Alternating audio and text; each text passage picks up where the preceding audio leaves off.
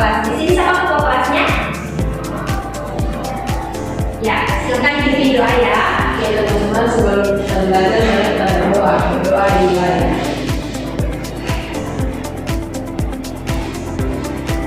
Doa selesai. Oke, di sini ibu akan tadi ketua kelasnya Aprianisi ya. Di sini Aprianisi sepertinya ada yang tidak hadir ya. Siapa ya?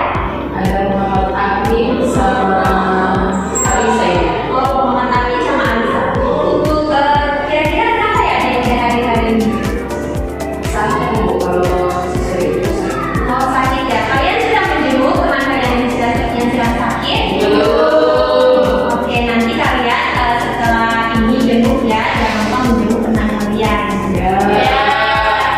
Baik, jadi di sini ibu sebelumnya akan bertanya sama kalian. Di sini ada yang pernah sakit demam atau flu? Ada. Oke, ada. Tapi demam sama flu-nya ini sembuh tanpa minum obat? Ada. Jadi di sini ibu ingin kalian menceritakan pengalaman saat sakit tapi bisa sembuh tanpa minum obat. Coba Musdalifah, silakan ceritakan pengalaman. Baik, pengalaman saya waktu sakit demam flu itu selama 3 hari, tetapi selama 3 hari itu saya tidak mengonsumsi obat, melainkan saya berbanyak istirahat dan banyak minum air. Oke, menarik ya. Jadi pasti kalian di sini bertanya-tanya bagaimana ya cara kerja dari tubuh kita. Oleh sebab itu, pada pembelajaran hari ini kita akan mempelajari tentang sistem kekebalan tubuh. Lebih tepatnya sistem pertahanan tubuh manusia. Ya,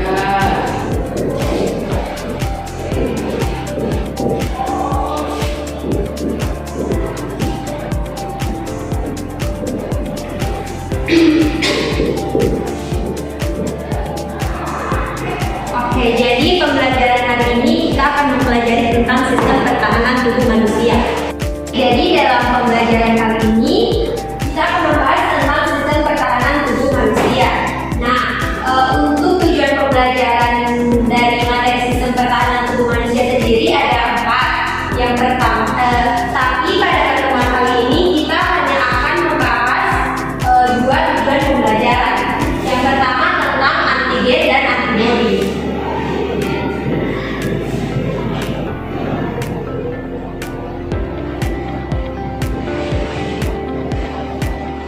Kemudian yang kedua tentunya mekanisme dari pertahanan tubuh manusia.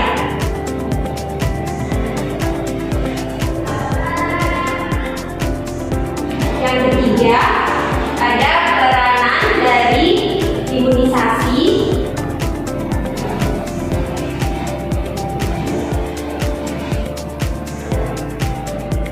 Dan yang terakhir ada upaya menjaga dari sistem pertahanan tubuh manusia.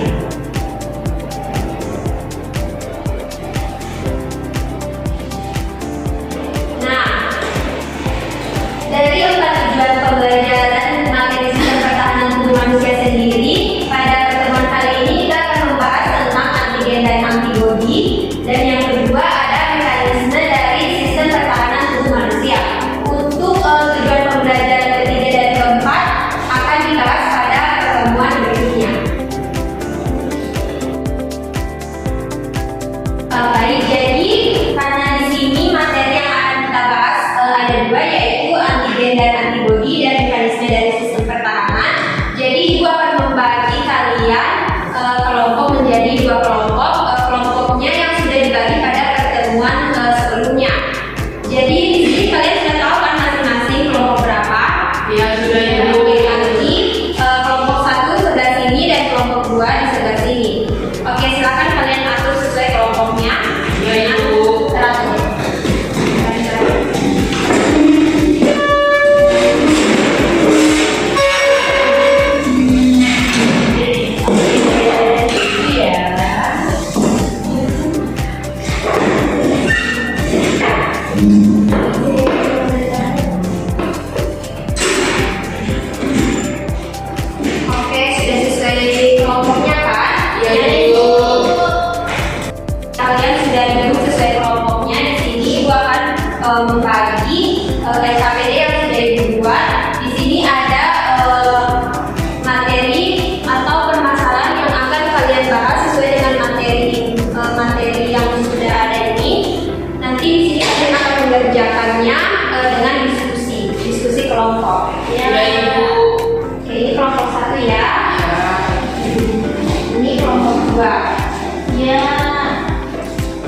Oke.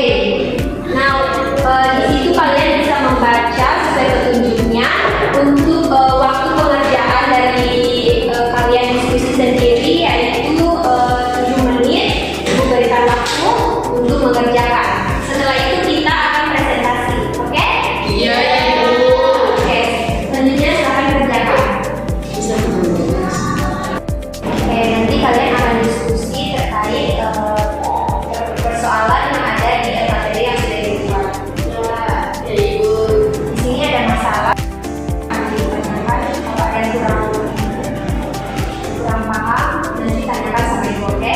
Ya, Ibu. Sini ada yang kurang paham terkait dengan KPD-nya. Paham, Ibu. Teman kalian yang lain mana? Oh, yang tidak ada tadi ya? Iya, iya, iya. Yang sakit kan? Iya, iya. Datang dulu ya. Iya, Ibu.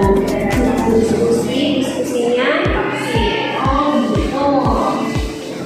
Jadi vaksin itu antibodi vaksin. Iya. Itu salah satu contohnya. Berarti gimana? Soal itu apa lagi? Nanti kalian diskusi dulu. Setelah itu hasil diskusinya kalian presentasikan. Kemudian nanti akan dijelaskan kembali. Terima kasih Bu.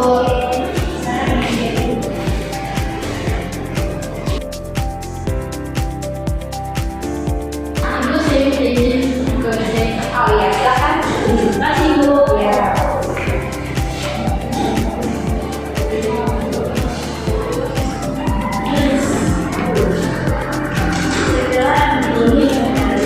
Oh, Ibu sudah. Oke, kalau yang sudah nanti tunggu temannya ya. Iya, Ibu. Kalau sudah 7 menit, setelah itu kita presentasi.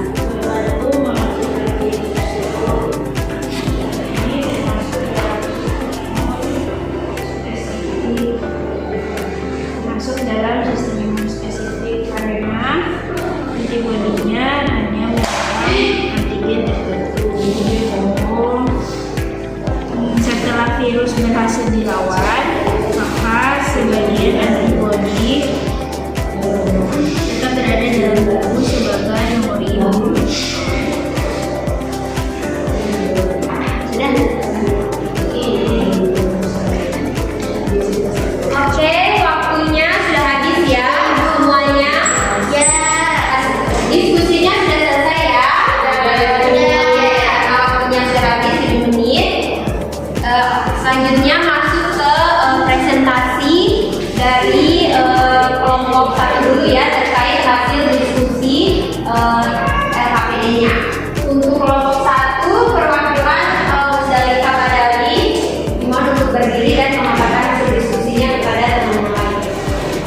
Baik, terima kasih. Di sini saya perwakilan kelompok 1 akan memaparkan hasil dari kerja kelompok saya, di mana pertanyaannya itu bagaimana tubuh manusia merespon masuknya virus dan apa peran antigen dan antibodi dalam proses tersebut.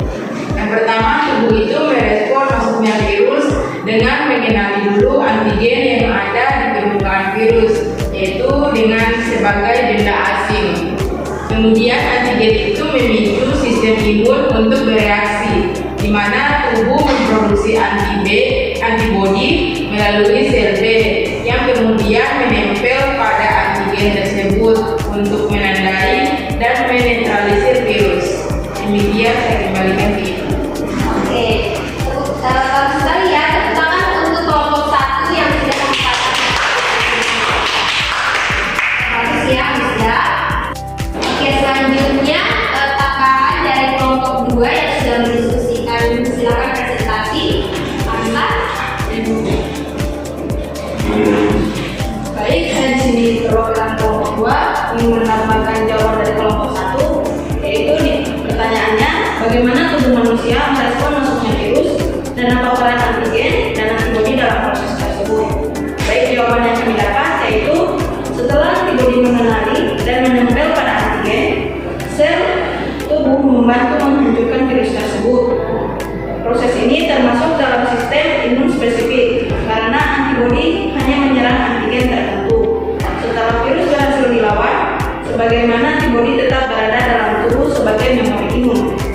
Sebelum antibodi bekerja, sistem pertahanan non-spesifik seperti kulit, lendir, dan fagosit berusaha menahan masuknya virus. Jika berhasil masuk, tubuh menggunakan sistem imun spesifik. Setelah infeksi sembuh, tubuh membentuk kekebalan terhadap virus yang sama. Dan inilah prinsip kerja vaksin. Baik, itulah jawaban dari kami. Saya kembalikan ke Ibu. Oke, bagus sekali ya dari kelompok 2 terkait hasil presentasinya. Tangan buat kelompok 2. Oke, jadi berdasarkan hasil diskusi kalian tadi mengenai bagaimana sih cara tubuh manusia ini merespon masuknya virus seperti yang sudah dijelaskan tadi kan dari kalian hasil diskusinya. Jadi tubuh ini merespon virus yang masuk ke dalam tubuh ini dengan mengenali antigen. Nah, antigen ini ada di permukaan virus sebagai benda asing. Kemudian nanti antigen ini akan memicu munculnya sistem pertahanan tubuh manusia. Jadi antigen ini akan bereaksi terhadap sistem pertahanan tubuh manusia saat virus masuk ke dalam tubuh manusia. Oke, jadi untuk lebih memahami terkait materi antigen dan antibodi, kemudian mekanisme dari sistem pertahanan tubuh manusia, Ibu akan memperlihatkan materi terkait dua materi tersebut agar kalian lebih memahami. Ya,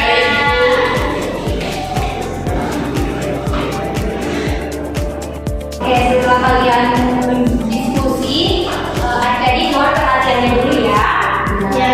Oke, jadi di sini Ibu akan menjelaskan lebih lanjut terkait materi antigen dan antibodi, kemudian mekanisme dari sistem pertahanan tubuh manusia. Sebenarnya kalian sudah mendiskusikan tadi terkait antigen dan antibodi sendiri, kemudian mekanisme masuknya, tetapi baru secara umum. Di sini Ibu akan menjelaskan lebih lanjut apa sih itu antigen dan juga antibodi. Jadi antigen sendiri itu yang seperti yang sudah dijelaskan tadi, dia ini molekul asing yang mendatangkan suatu respon dari virus tersebut. Kemudian antibodi sendiri dinamakan protein yang disekresikan oleh sel B. Jadi antibodi ini dapat menimbulkan respon kekebalan dari antigen sendiri.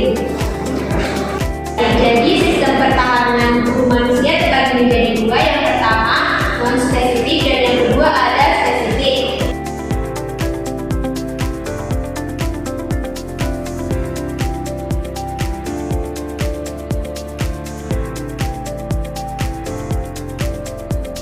Oke, mohon perhatiannya ya. Jadi non-spesifik yang seperti yang sudah dijelaskan tadi itu ada pertahanan di permukaan tubuh. Maksud pertahanan di permukaan tubuh sendiri yaitu pertahanan fisik, mekanis, kimiawi, dan biologis. Jadi itu yang termasuk non-spesifik, yaitu pertahanan di permukaan tubuh. Setelah pertahanan di permukaan tubuh, yang selanjutnya termasuk non-spesifik sendiri yaitu inflamasi atau respon peradangan. Nah, di sini adik-adik Ibu ingin bertanya, ada yang tahu apa itu inflamasi? Rehan Riba, coba jelaskan apa itu inflamasi yang termasuk dalam sistem pertahanan non-spesifik. Jadi inflamasi itu adalah proses atau mekanisme dari pertahanan tubuh yang tidak hanya dimulai ketika tubuh itu mengalami masalah, tapi itu contohnya misalnya luka yang telah terinfeksi oleh bakteri hingga mengeluarkan nanah. Namun proses inflamasi itu sudah dimulai ketika tubuh itu mencoba melawan mikroorganisme atau iritasi berbahaya dari luka tersebut. Ya, bagus sekali ya jawaban dari Rehan Riba. Teman-teman adik-adik sekalian pasti sudah mendengar kan tadi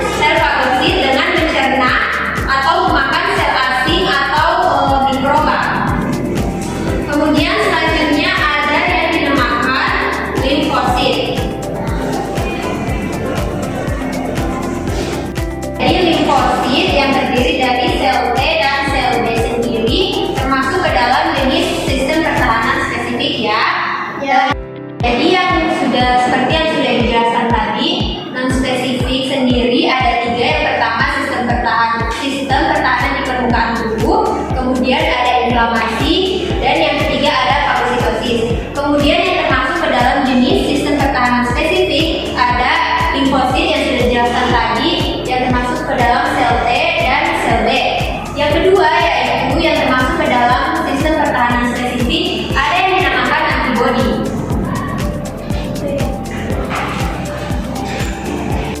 Yang termasuk ke dalam sistem pertahanan spesifik ada yang dinamakan antibodi. Jadi setelah limfosit ada yang dinamakan antibodi. Sebelum Ibu menjelaskan apa sih itu yang dinamakan antibodi, di sini Ibu akan mendengar dulu ada yang sudah tahu apa yang dinamakan antibodi menurut pemahaman kalian. Aprianisi Umar. Antibodi itu adalah protein yang diproduksi oleh sistem kekebalan tubuh yang biasa juga disebut dengan imunoglobulin.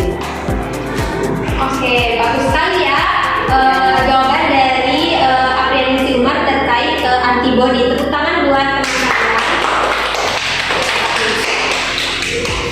Jadi seperti dijelaskan oleh teman kalian tadi mengenai antibodi.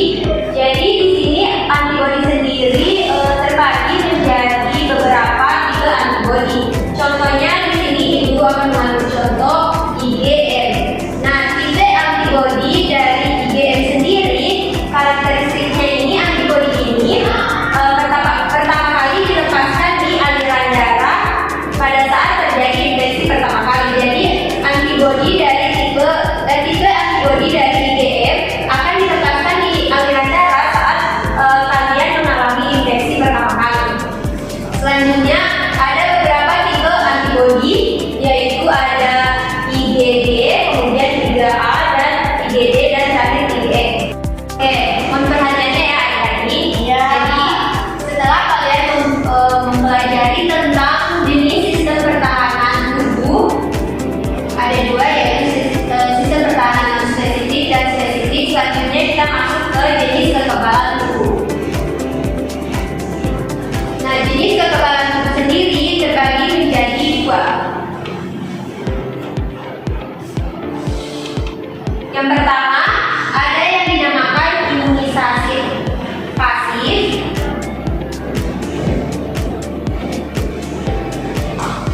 dan ada yang dinamakan imunisasi aktif. Jadi imunisasi pasif sendiri diperoleh dari antibodi yang diberikan individu ke individu lain.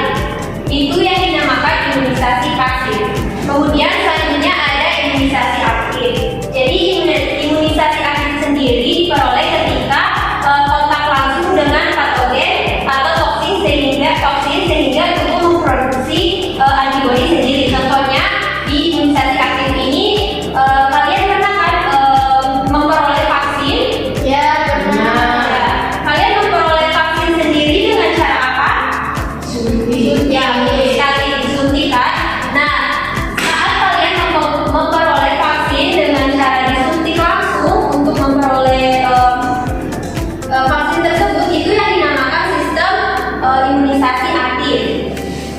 Sedangkan yang dinamakan sistem imunisasi pasif sendiri itu ketika antibodi ini diperoleh dari individu lain, itu yang dinamakan pasif. Jadi di sini kalian bisa membedakan kan apa itu imunisasi aktif dan apa itu imunisasi pasif. Ya. Oke.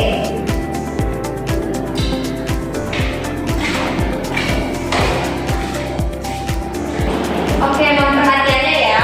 Iya. Iya, Ibu. Jadi setelah Ibu memaparkan terkait materi tentang sistem pertahanan tubuh manusia, yaitu ada antigen dan antibodi, dan kemudian ada mekanisme sistem pertahanan tubuh.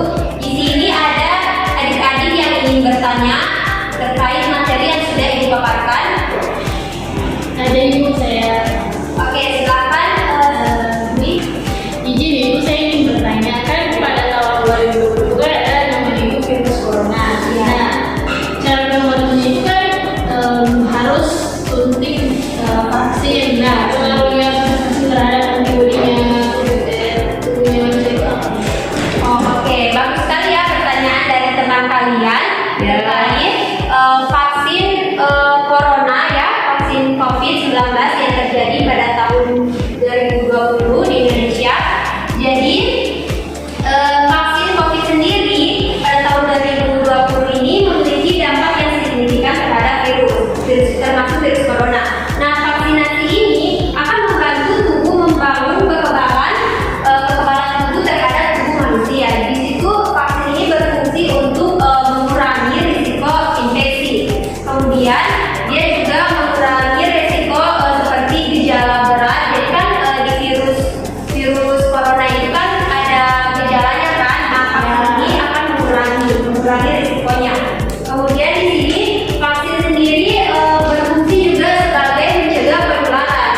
Jadi saat kalian divaksin itu akan mencegah penularan tersendiri. Oke. Ini penjelasan dari Ibu terkait pertanyaan dari Dwi. Dwi sendiri bagaimana tanggapannya? Sudah ikut ya mengerti bahwasanya dimana vaksin itu dia bisa mengurangi serta mencegah infeksi ya. Ya, infeksi itu. Ibu izin bertanya lagi Bu. Ya, silakan. Kan tadi sudah dijelaskan kalau vaksin itu bisa mencegah terjangkitnya virus COVID ini kan. Ya. Nah kan waktu itu kan dulu itu Ibu vaksin itu ada yang sampai 3 kali. Nah pertanyaan saya itu apakah apa perbedaan dari ketiga vaksin kayak kan ada booster, ada apa itu saya lupa Ibu. Ada 3 kali vaksin kan? Iya. Nah kenapa harus 3 kali? Sedangkan kan kalau dari booster itu waktu itu sudah mencegah dan menular. Kenapa harus ada 3 kali vaksin gitu? Oke, bagus sekali ya pertanyaan dari teman kalian. Adik-adik mohon perhatiannya ya. Iya. Teman kalian tadi bertanya mengapa sih vaksin COVID-19 harus mengalami sampai kita harus vaksin sampai 3 kali kan? Di sini ada adik-adik yang akan menjawab pertanyaan dari Rayhan juga terkait mengapa sih kita harus vaksin corona sampai 3 kali. Musdalifah Badali. Ya Ibu. Ya, silakan.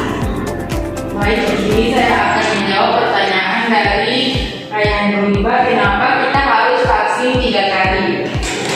Jadi alasan yang pertama itu untuk meningkatkan kekebalan tubuh, di mana vaksin pertama itu memberikan kekebalan dasar. Kalau vaksin kedua itu dan ketiga dia lebih meningkatkan kekebalan tersebut. Nah, itu ada juga sebagai mengurangi risiko penyakit, di mana vaksin yang dilakukan sebanyak 3 kali dapat mengurangi risiko penyakit secara signifikan. Yang ketiga, meningkatkan efektivitas vaksin, di mana vaksinasi yang dilakukan sebanyak 3 kali dapat meningkatkan efektivitas vaksin dalam melawan penyakit. Yang keempat, mengurangi risiko penularan. Vaksin yang dilakukan sebanyak 3 kali dapat mengurangi risiko penularan penyakit pada